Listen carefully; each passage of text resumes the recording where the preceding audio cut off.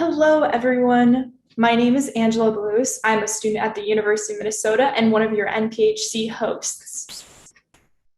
Today, I have the pleasure of introducing Dr. Wynn, a director for Johns Hopkins JUMP program. Johns Hopkins Underrepresented in Medical Professions, JUMP is a collaborative program whose mission it is to promote the success of students in underrepresented populations. Dr. Wynn's session today is dedicated to encouraging underrepresented premeds to explore and consider competitive pathways before entering medical school. Let's welcome Dr. Wynn and her guest speaker, Dr. Okolie. I want to first thank the National Prehealth Conference for having me back to speak. I really enjoyed it last year, and I hope some things I'm going to say are helpful today. I also have a very special guest with me today, Dr. Francesca Okolie, who is a physician and assistant professor of pediatrics in neonatology, pediatrics, and at the University of Maryland School of Medicine. We are going to be doing an interview with her just a little later, so I'm going to hold off on her introduction because I'm going to ask her to do that when we reach that point in our presentation. So one of the reasons why we wanted to come present to you today is certainly we're not promoting this route, right? But we do want to encourage that if you are an underrepresented student, we're going to see more about as we dive into the data, that this is on your radar and that you feel comfortable and confident that you can go down this road, that you can explore some of these different specialties and you're exposed to some of your different options, right? So let's take a look at our session agenda. So we're going to do a little data exploration in a second. And then we want to hear from you about what are some of your current and past experiences as far as exploring competitive specialties. Then we're going to have our interview with Dr. Okolie. And then we're going to go into some ideas, and then Q&A is open, and you can ask us anything during that time. Okay, so first, I just want to, start and just continue what I was saying before. As we're not saying any specialty is like better over the other. What we're saying is that if there is something and you're like, oh man, this feels unattainable, we just want to encourage you that you don't have to wait for the stars to align. You don't have to wait to wake up one morning and say, you know what, I think I want to be a dermatologist, right? You don't have to wait on that. You can start exploring now, and there's absolutely nothing wrong with early exploration, right? I love this quote from Pharrell where he says, don't wait for the stars to be aligned. Reach up and rearrange them in the way you want. You can take ownership and control over your journey and over your pathway into medicine. You can create your own constellations, right? I saw that a student posted something up on social media that said, I really want to go into the specialty, but I see there's like only a handful of us, and that makes me nervous. It's like, join the handful, right? Like they need you, be a part of the handful, and maybe then you're going to encourage more students behind you to enter that specialty as well. Okay, so before we get started, I just want to have some shared language and what we're going to be referring to as like competitive specialties, and how those are usually characterized, right? So those can be characterized by the high number of applications that are received relative to the number of open residency spots, right? They sometimes can include an additional rigorous screening process. Sometimes they do want you to have higher test scores or board scores. Sometimes it comes with a higher level of commitment to the specialty early. So they want to know like how you have been working towards this goal to enter this specialty. It often is characterized with longer residency and training. And then usually there's higher pay involved with that, right? So now that we know what we're kind of going to be referring to within competitive specialties, let's look at the population that we're kind of targeting and talking to. So underrepresented in medicine. So we are going to be using the AAMC definition of underrepresented in medicine today, which means those racial and ethnic populations that are underrepresented in the medical profession relative to their numbers in the general population, right? So this historically includes American Indian or Alaskan Native, which make up 0.3% of US physicians, Black or African American, which make up 5% of US physicians, Latinx or Hispanic, which make up 5.8%, and Native Hawaiian or other Pacific Islander, which make up 1%, okay? So that's If when we're looking at data, those are the numbers that we're looking at. Okay, so let's move in and look at some data. So this is the first chart I pulled directly from the AANC, and this shows primary care physicians by race and ethnicity, and this is pulled from 2018. So what we are seeing here is this is the percentage of physicians, and then we have race and ethnicity here.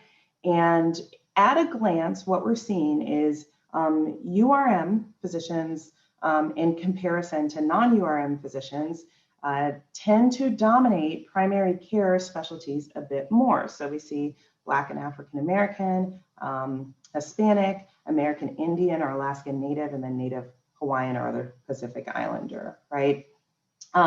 That those tend to be specialties that they move into more often than their counterparts, right?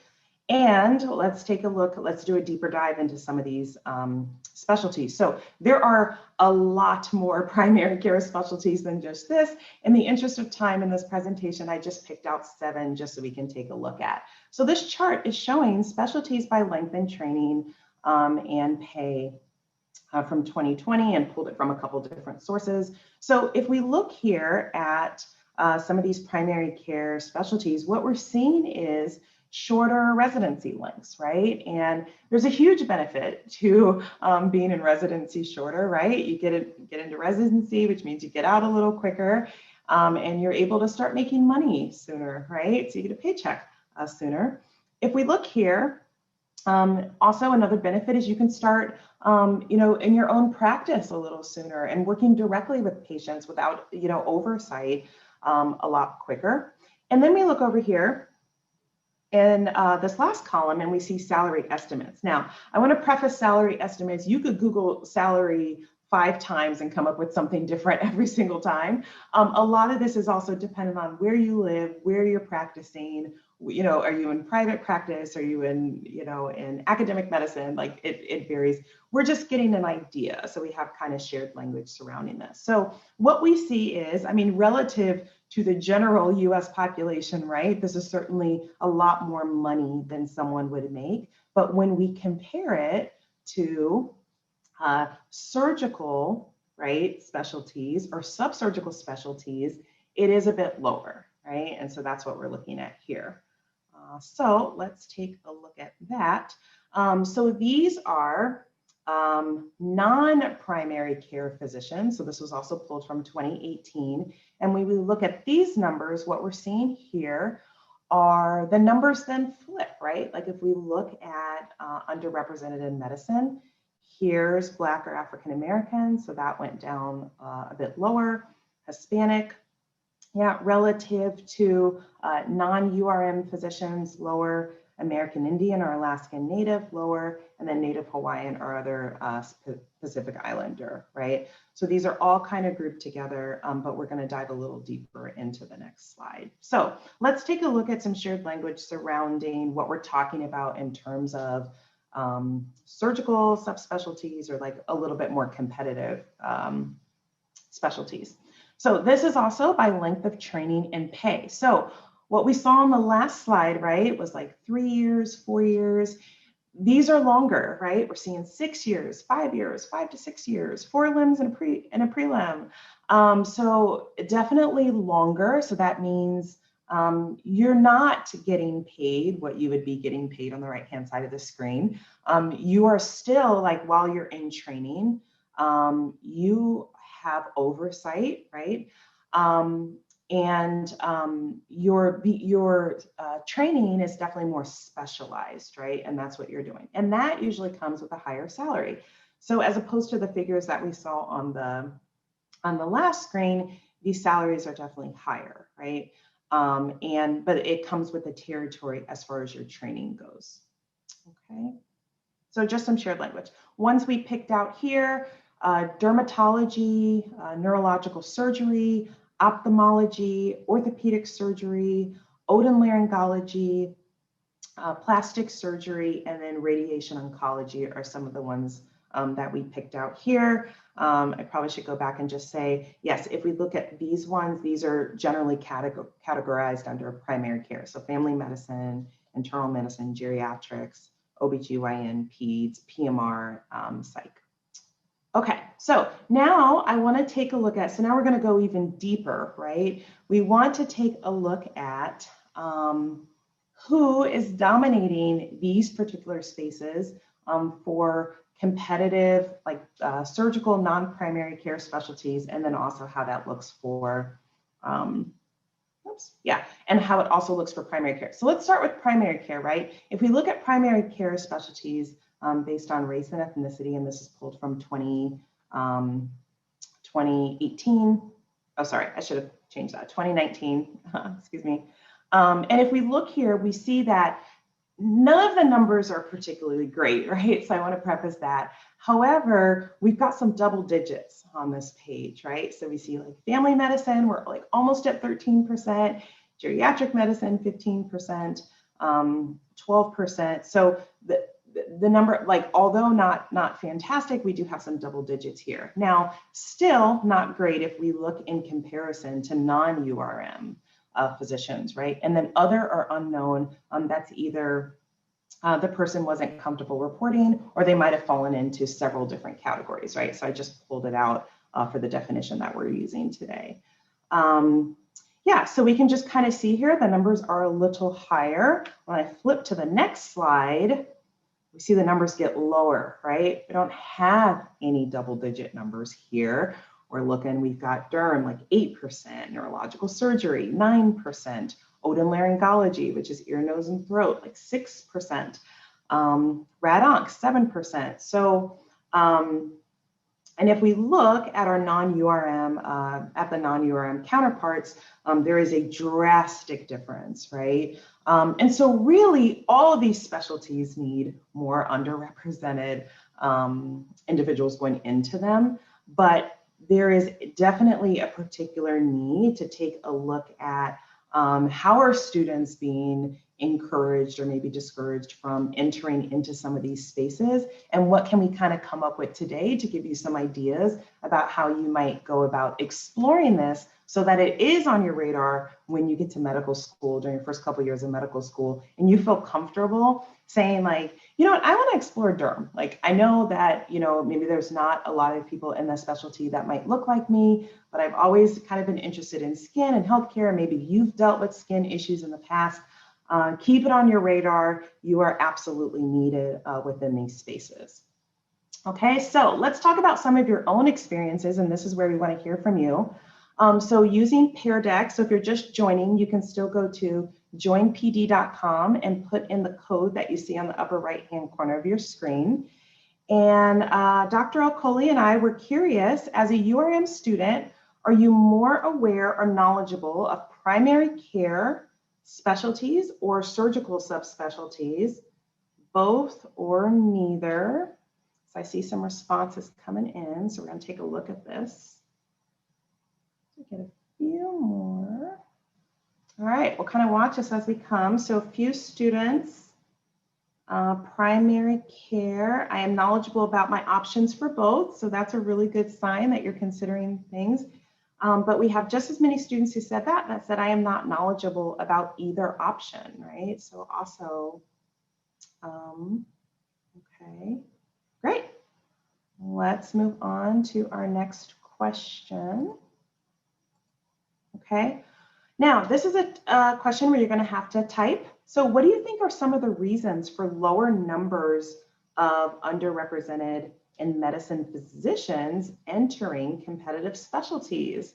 Just want to see, what do you think are some of the reasons for some of the numbers we just saw on that last slide? No right or wrong answers here. We just want to see, and we know that Dr. Okolie will be probably addressing also some of this and sharing her own story about her experience with this. So let's see what you are saying here. Yes, so financial reasons, might need a quicker path to income and knowledgeable mentors available. Yeah, remember when I talked about your training almost doubles sometimes, right? We go from 3 years to 6 years, right? And sometimes even past that if you're going to do a fellowship. Less opportunities for URIM, less availability of information. Access to information, lack of representation, mentorship, yeah. I believe that people may think it's unattainable because of the competitive field and finances. Yep. Yep. So I'm seeing a lot of things surrounding financial support, less opportunities for networking within family. Yeah. So it's hard to shadow, right? If you can't just pick up the phone and call, someone who's who's an otolaryngologist and say, yeah, can I come in on Saturday and or Thursday and shadow you? Yeah, fear of being judged, less connected to people, being discouraged, not aware or expensive process. Difficulty in affording school. Yeah, a lot of financial, lower scores, longer residency period, sense of not belonging. Yeah, remember when I said don't be afraid, enter the space, even if there's not a lot of you. Not everyone's comfortable doing that, right? And sometimes that can feel really lonely. And so we also need to respect that some people might not feel, as comfortable. Less support, likely to be first generation. Yep, no support, lack of funds. Too long of an education path, requires too much money. Prioritizes their own citizens. Interesting. Okay, let's move on. These are great. All great. Let's see. Question number 3. As a underrepresented student, have you explored competitive specialties on your own? So with no prompting, have you explored? Let's see what people are saying here. Let's go ahead and look at the responses. All right, so this is really good. I'm seeing some yes, and I'm seeing some somewhat. Not surprised that the somewhat is being taken over. Sometimes I feel like people think it's too early, you need to wait. You don't need to be doing that now. You have so many other things to worry about, right? So yeah, definitely seeing a lot of somewhats here. Let's explore. So maybe let's dive a little deeper into that, right? So as an underrepresented student, have you been encouraged or discouraged by others to explore competitive specialties? So I believe this is a multiple choice one. And then in a second, we're going to kind of explore what some of this messaging is. All right, let's look at these responses. Okay, so I'm seeing I have been both encouraged and discouraged by others to explore. I've been neither encouraged or discouraged. Okay. So definitely seeing some both here. Okay, let's dive a little deeper into that, right? In what ways have you felt encouraged? In what ways have you felt discouraged to explore competitive specialties? So this is one where you're going to be typing, because we are interested to know in what ways has this occurred for you. All right, let's start going through some of these. Okay, you've been encouraged because, yeah, I feel like, hey, you'll make more money, your status might be elevated within the medical community. Interesting, you've been told your specialty is too specific and you might change your mind by medical school. I feel like people love to tell other people they're going to change their minds, right? Encouraged for the need of more Black physicians and the ability to explore, okay? Feel discouraged due to the time span. Yes, people love to say, oh, you're going to be in school forever, right? One of my students yesterday said that someone told her, look, you're going to turn 30 anyways. You might as well be 30 and be a doctor, right? So I thought that was a great, sometimes things are about perspective, right? Oh, this is interesting. So encouraged by such an example that I'm able to make it as a first in your family in a competitive specialty. Discouraged by not feeling capable enough. Encourage me and representation inspires you. It's more of an encouragement to do primary care rather than an encouragement or discouragement for specialty. Okay. Feeling discouraged because I haven't seen much of myself in competitive fields. Discouraged because I've told myself I'm not smart enough to even get into medical school. What a powerful statement, right? If you're having trouble thinking oh my gosh, I'm barely going to make it in, how would I become, right, a neurosurgeon, right? If the first part of this seems like a mountain, then the other part is going to the moon, right? And we're here to encourage you today. this is not some like unicorn process, right? There is a formula, and it's about finding the right people who can help you get there. You are smart enough to get into medical school, and you are smart enough to do whatever specialty it is that you want to do. Tell me they are too competitive stuff for someone with your education. Need to pay off debt at a faster rate. Yeah.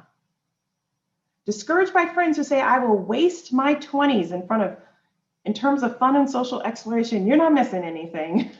You're not missing anything, right? In terms of that, these are all really great. Let's take a look at 2 more questions here. As an underrepresented student, have you hesitated thinking about feeling like you could pursue competitive specialties due to the perceived rigor? So saw a little bit of this on the last slide, so I don't think I'll be too surprised at what we're seeing here, but definitely see an overwhelming yes. Right, yeah, definitely seeing overwhelming yeses here.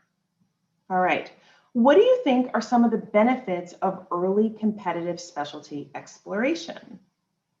So go ahead and jot down, what are some of the benefits of early? And by early, I mean as a pre-med, right? Like as a pre-med, like really diving deep into, I want everything for me on the table.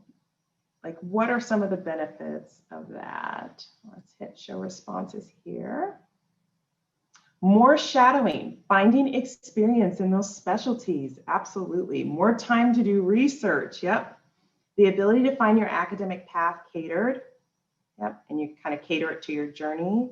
Being more competitive as an applicant for medical school. You can build a passion for the specific field early on, which makes you want to discover new things about it, absolutely. Mentorship opportunities. You know what you want to do ahead of time, yeah. And this is not to say that it's not okay to enter medical school with a completely open mind and do all kinds of exploring, but we can't ignore the fact that if you do know what you want to do, right, it does make it a little bit easier to tailor your med school curriculum, especially in places where you can tailor it to what it is that you want to do.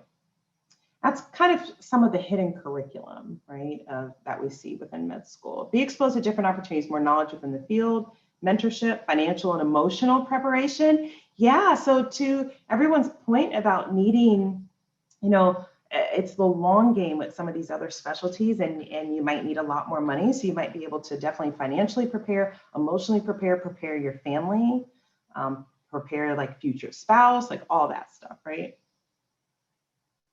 Start to build a resume for application process early. This is awesome. And planning out studies accordingly and staying on top of work. Yep. You learn more about the potential paths when you arrive at medical school. Yeah, you're building off your knowledge, right? It's not the first time you've heard it. So when you are hearing things about it, it's actually sinking in probably a little bit more, right? Yeah, these are excellent. Okay, last question. What are some of the ideas you have for how you can explore competitive specialties early? Now, this is as a pre-med or an MS1, so a first-year medical student, or an MS2, which is a second-year medical student. What ideas do you have for early competitive specialty exploration? Let's take it. We're going to circle back around to some of these. So shadowing, virtual shadowing, mentorship programs, yep. Research, yep. Using YouTube and Google. There are so many really cool YouTube videos on like a day in the life, or what do I do? Yeah, how do I spend my days? Summer programs, yep. Getting in touch with community groups in your university. Talk to people in different specialties, yeah. Kind of expand, right? A specialty you would never think of. See if you can kind of sit down with someone and ask them like how it is. Registering with offices that specialize in this knowledge, yep. Research. Volunteering, yeah, finding interest groups, reaching out to others. Could email doctors, even though you've never met them and nor know them personally, right? We know that that is kind of sometimes difficult to kind of cold email people. But the worst they'll say is, you know, oh, I don't have time to talk to you. I bet you'll hear some no's, but you'll also hear a lot of yeses.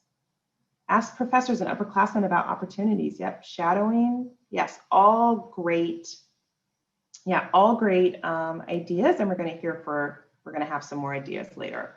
All right, so now we're going to hear from Dr. Okolie, and I'm going to ask her a few questions, and she's going to talk about some of her experience as far as exploring competitive specialties. So, Dr. Okolie, if you can tell us a bit about your background and your current role.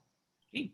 So I guess good afternoon. I'm Dr. Francesca Okolie, and I'm very happy to be here with you guys today for this conference. I can recall very, very vividly being in your position, a pre-med student with this passion and this drive to go to medical school, and looking for opportunities, for questions, for support. And it was really a very challenging experience. I did my undergraduate at Boston University, which as a URM, I kind of felt like a very, very small fish in a huge ocean. There wasn't a lot of support for URM students to go to medical school. And I think that early on, the pre-health dean made it clear that he didn't think I had what it took to become a physician. And that always stuck with me. So whenever I make it to my next step of this journey, I always want to email him and be like, hey, I made it. Just so you know, I made it.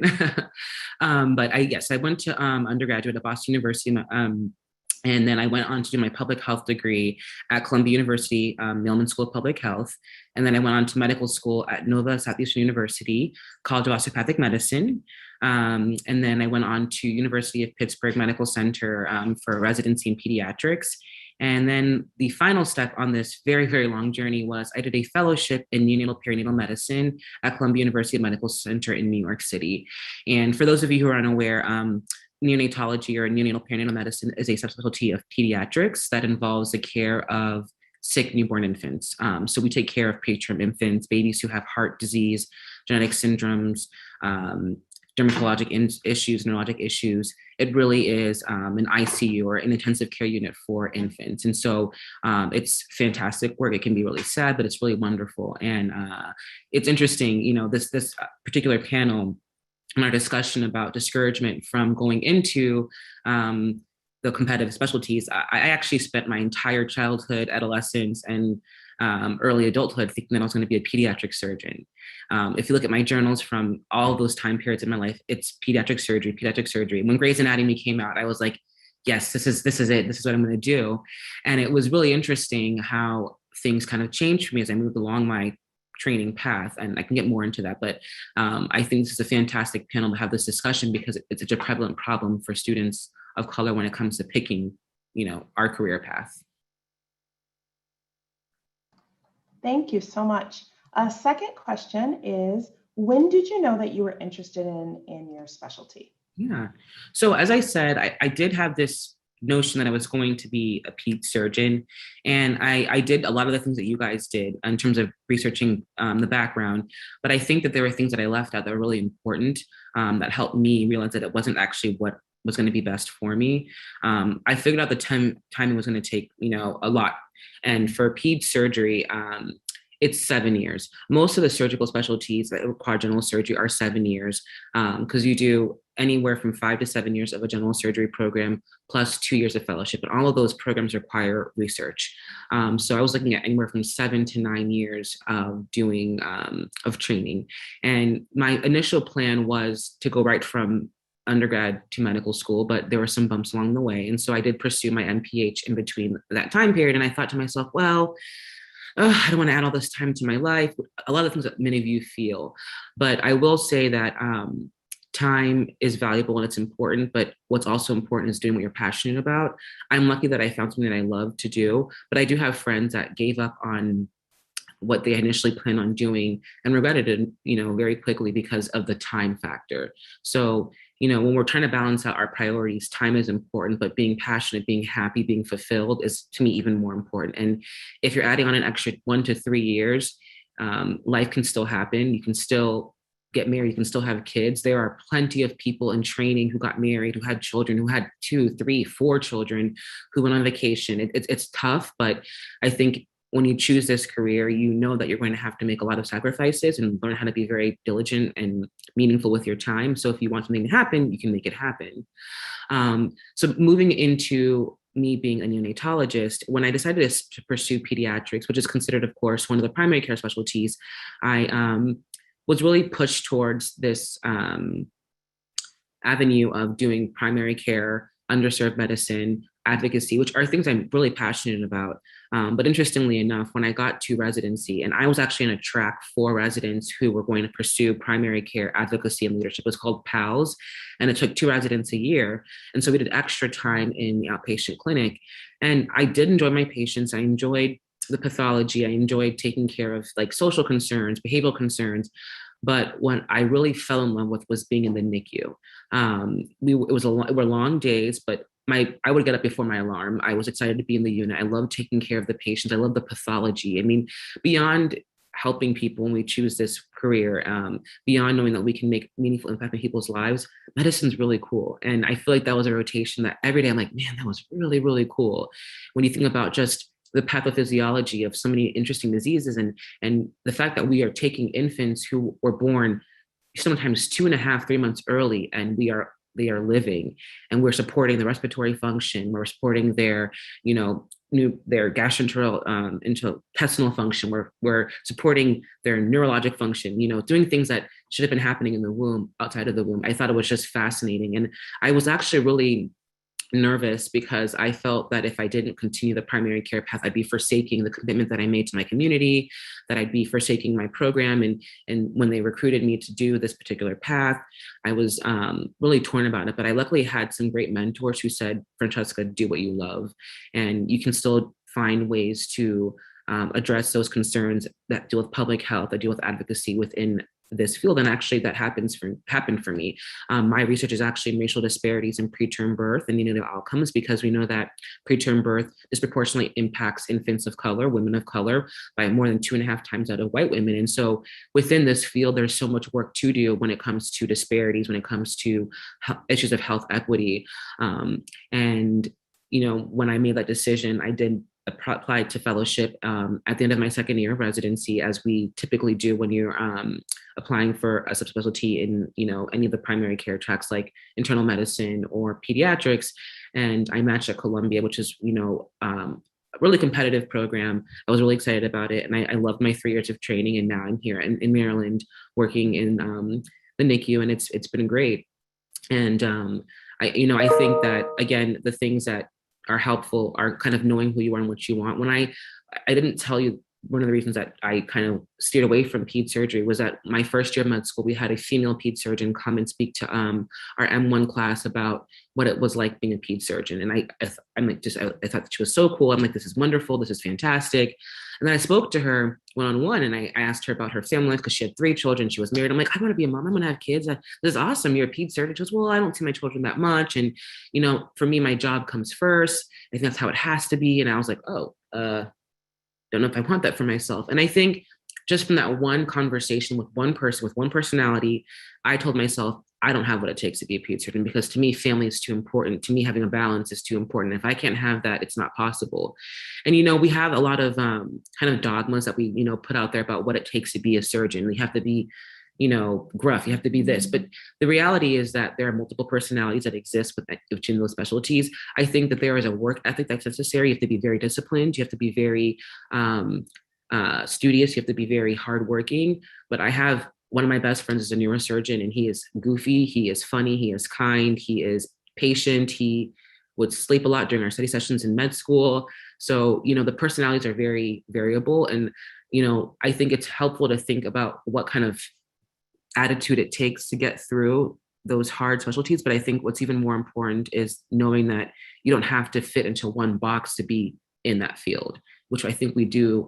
There's a lot of that type of characterization when we talk to medical students and pre-med students about specialty careers.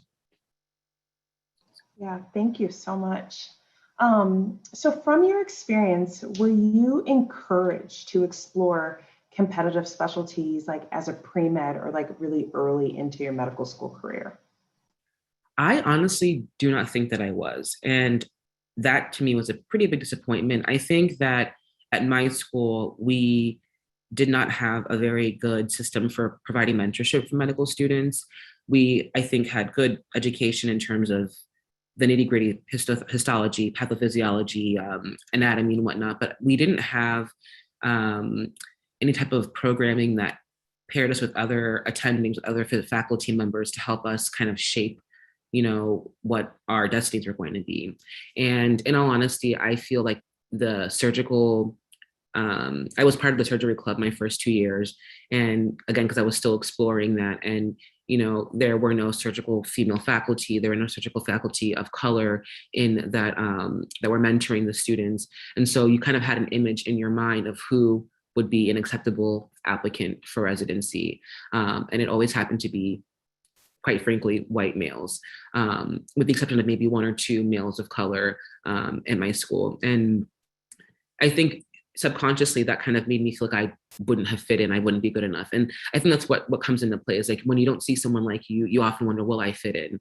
Will my personality match here? Will I be comfortable here? And it's really unfortunate that I think is the case at a lot of medical schools, is that we kind of typecast what it takes to be a type of specialist. And there's lots of memes and videos joking about the personalities, and they're funny, but I think they do kind of encourage us to think in that small closed box about, you know, who would be a good ped surgeon, who would be a good vascular surgeon, who would be a good rad onc, who would be, you know, a good, you know, anything. And I think fortunately, even within primary care specialties, when you're thinking about specializing, again, there's not always a lot of encouragement to pursue things like cardiology, gastroenterology, and neonatology. I never met a Black neonatologist until I got to fellowship. And when I was in residency talking about this, you know, I got some encouragement for sure, but I think, again, like when I was looking for mentors, I didn't see people who looked like me. Luckily, there were a lot of females that I think were great, that were helpful, but it's just very interesting that the expectation, I think, especially when you are a student of color applying, or a URM applying to medical school, is that your goal is to go back to your community and work there and take care of patients, and you know the health, the federally qualified, the FQHCs, which are great. I think it's very important and wonderful that we go back and we better our communities. But if you have an interest in something else, that's also okay. And I think many of us, when we're interviewing, even when I was interviewing, what I sold was like, but I'm going to go back to the community and I'm going to work at a clinic and I'm going to, you know, I'm going to take care of kids and I'll do free healthcare. Like that's what you sell. And I think in many ways we have a passion for doing those things, but we're also almost told that's the best way to make yourself seem like a worthy applicant or the candidate. I don't know that police always want to hear that I actually want to be a neurosurgeon and I want to develop strategies for X, Y, and Z. And so I hope that changes because both are important. We need both. But it often feels like the language is such that we have to present ourselves as those who are going to work in a clinic and do primary care to be a student that they want to actually give a spot to in a medical school. Yeah, thank you so much for that. Very powerful. It's like, yeah, we also need cosmetic plastic surgeons of color, right? Like, Absolutely. you know, and sometimes we feel like, oh, I don't want to put that. That's because it could seem shallow, but it's not shallow, right? Like, I remember being fascinated by Tessica Brown's surgeon who got the Gorilla Glue out of her hair, right? Like so needed. And one of the things I think that fascinated us was he understands, right? Like textured hair. He understands how important hair is, like in the Black community, and how awesome that he was able to really take care of her in the way that she needed to be taken care of. Absolutely. Okay, so can you talk about some of the benefits, so from your perspective, some of the benefits of early specialty exploration for students of color? Yeah, I think probably one of the biggest benefits is kind of knowing what you need to do early on to achieve your goals. You know, it's certainly possible that you might change your mind when you get to medical school. I changed my mind when I got to medical school, but the more information you amass, the more you know, the better. And I think it allows you to network better and network with actual purpose and intentionality. That's very important. We put a lot of emphasis on things like shadowing. I think shadowing is great. It's nice, but I also think that shadowing, take with a grain of salt, because it's very different kind of standing in a room, watching something happen versus being at the bedside and providing the patient care. And so you may shadow and feel like this isn't for me. I don't know that I like it, but you know, there are people that actually were in medical school in their third year and they weren't even expecting to like a particular rotation. and then they ended up loving it, and that's what they ended up pursuing. So I think the early on that you explore, I think the more information you gather, the more people that you meet, the more connections that you make. And I think it's nice to talk to different types of people. It's great to have like one family friend who's a surgeon you can talk to, but see if they can connect with other colleagues, because again, there's so many different personalities, there's so many different perspectives. One person may have found that for them, it was about the money, actually. One person may have said for me, it was about the science, it was about the love for the bones. I love that part. And then you get to put a bigger picture together as to like what would work for me, what wouldn't work for me. And I think then you also feel when you get to medical school that you can amass the kind of grades and scores that are going to be important. I hate that we place so much emphasis on the scores and the grades, but unfortunately for the time being, that's our system. Right now, we're getting ready to put together interview invitations for fellowship. And the things that we're looking at really are the scores and the grades. And these are for people who are in residency. So it's like, why does our medical school and USMLE scores even matter at this point? Like, how do they do in residency? But those things carry with you, unfortunately, even when you're applying for training programs. So you're not going to be in school, but you're going to be in a training program. And so the early on, it's just better preparation, in all honesty, is what really helps you. And if you can kind of make those connections before you even get to medical school, it goes a long way in terms of when you're applying for residency and you have those questions like, hey, what kind of essay should I be writing? Like, I helped several actually medical students this year with reviewing their applications for residency, for surgical fields, for primary care. And these are people that I met while they were pre-med. So I think that kind of networking is just super, super important. And like, there are people that, I had a friend who's an orthopedic surgeon. And so I said, can you also help me with this mock interview for her? And together we mock interviewed her, which again is a thing that not everyone can do to prepare for residency. So when you can do those kind of things before you even start, you're basically amassing like a resource and a toolkit that helps you really be in a position to match where you want to match. Yeah, thank you so much. And you kind of also took care of our last question. And so we're going to move on, because I definitely want, we have some questions I see building up in the chat, and I want to make sure that students are able to ask you some additional questions.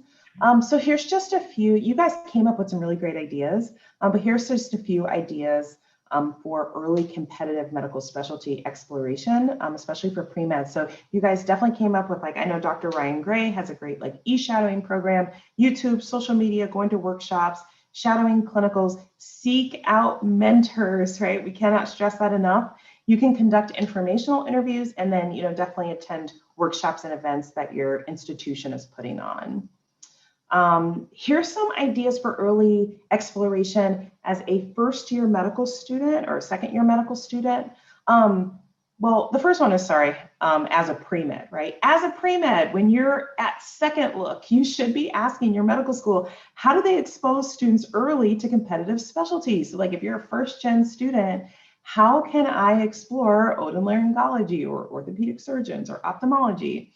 Then when you get into medical school, you need to inform your medical school career advisor, so hopefully your school has those, early on, like, hey, I am interested in exploring some of these competitive specialties. Make it known. I had students in my office that would whisper, like, I'm interested in ortho. I'm like, why are we whispering?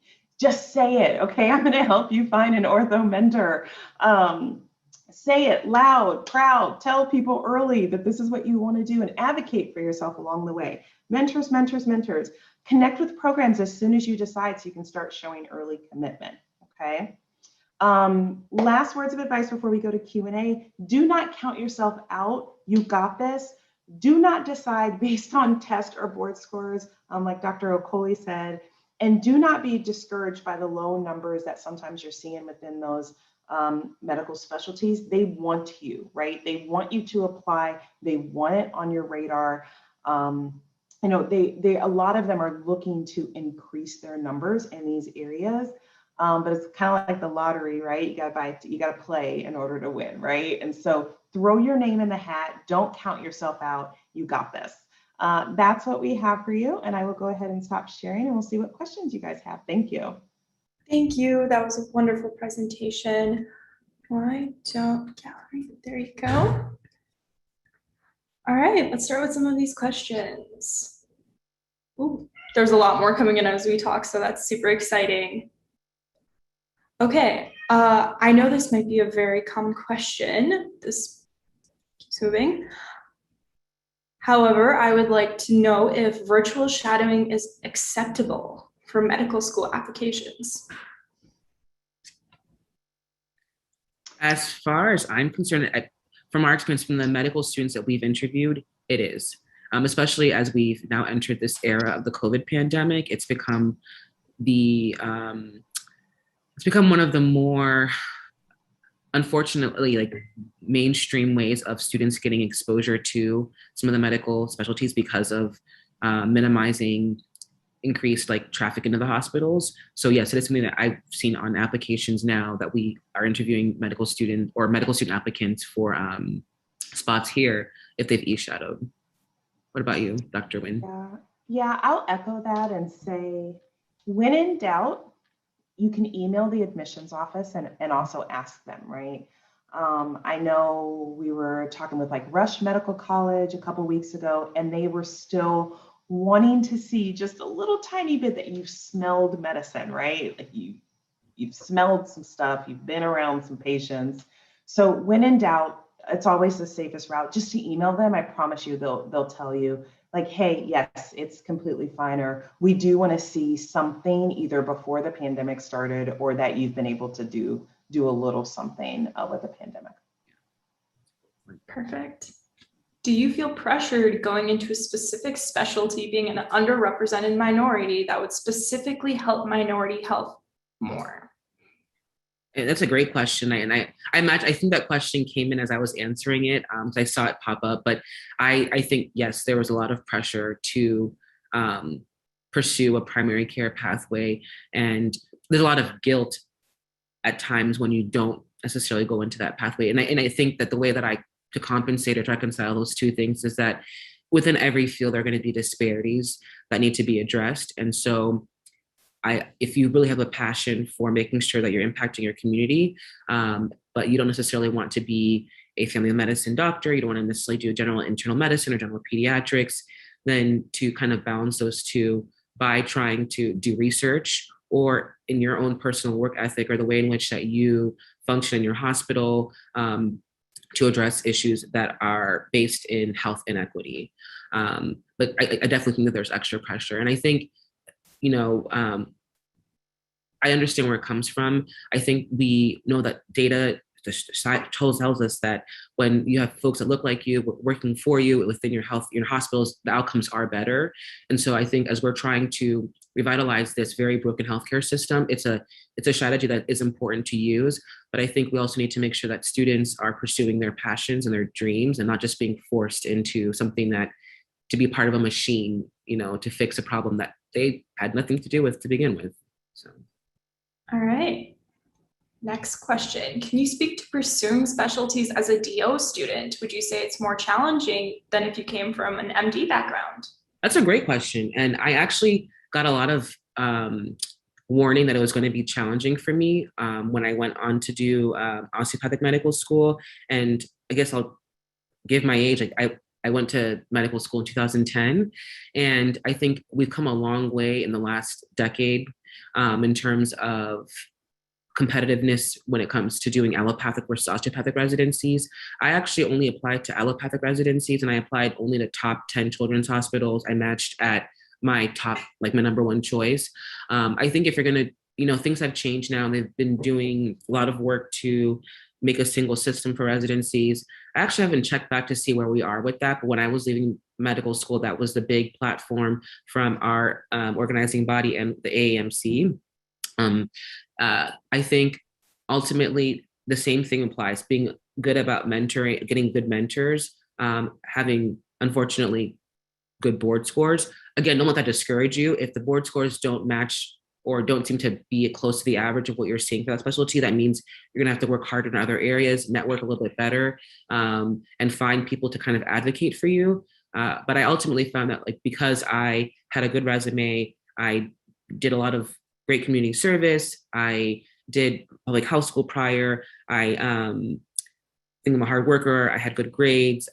That made things easier for me. So do not think that because you may have a DO or an MD that you cannot pursue competitive specialties. It might require sometimes for places that are a little bit more old school, a little bit more pushing, but it's certainly possible. And you just got to find the right people to help you out with that. All right. What is the best advice to find mentors early on without any connections? I would say conferences like this are wonderful places to meet mentors. And I think even beyond making a mentor, the question and the thing that I think I filled out was keeping mentors. You're going to meet a lot of people who might give you a business card who say, like, reach out to me. And I would just file it in my little pocket or put it in my little portfolio, and I would never reach out to them again. I was horrible at mentorship or making networking connections and solidifying mentors when I was a pre-med student and even a med student. And I think that is a job that is really worth a skill really worth honing. So when you go to conferences, when you go to even your own doctor's office, I think starting there, asking your own physicians, I'm really interested in medicine. Would you mind, like, if I know you have a very busy schedule, can we chat sometime? But being purposeful and being good with communication. I tell my mentees that what they should do is when they get a business card from someone that they meet at conferences or networking opportunities or panels, that to draft an email that they send like every 3 to 6 months of updates. Like, hey, this is so-and-so checking in with you. We met at this conference, we met at this meeting. I wanted to let you know that I'm still interested in medicine. In the last 3 months, I've been doing this, this, and this. I really enjoyed meeting you. I just want to let you know what I'm doing, and hopefully we can continue communicating on a regular basis. And that way you stay on their radar, that way you stay in their inbox, and just make it a habit of sending that kind of email every 3 to 6 months so that you're not losing out on an opportunity to have someone like mentor you. And someone mentioned the cold calling or like the cold emailing. That might be a little bit challenging. And I'll say that sometimes people won't even respond at all. But if you can go to more so like a university, like Hopkins, University of Maryland, whatever major universities are at your institution, if you reach out to people in those medical schools, I think you'd be a little bit more successful in finding people who are interested in mentorship. And I also think organizations like NPHC NPHC, SNMA, Student National Medical Association, AMC, those are great places to find physicians who are more than willing and would love to mentor, really driven, compassionate students like you guys.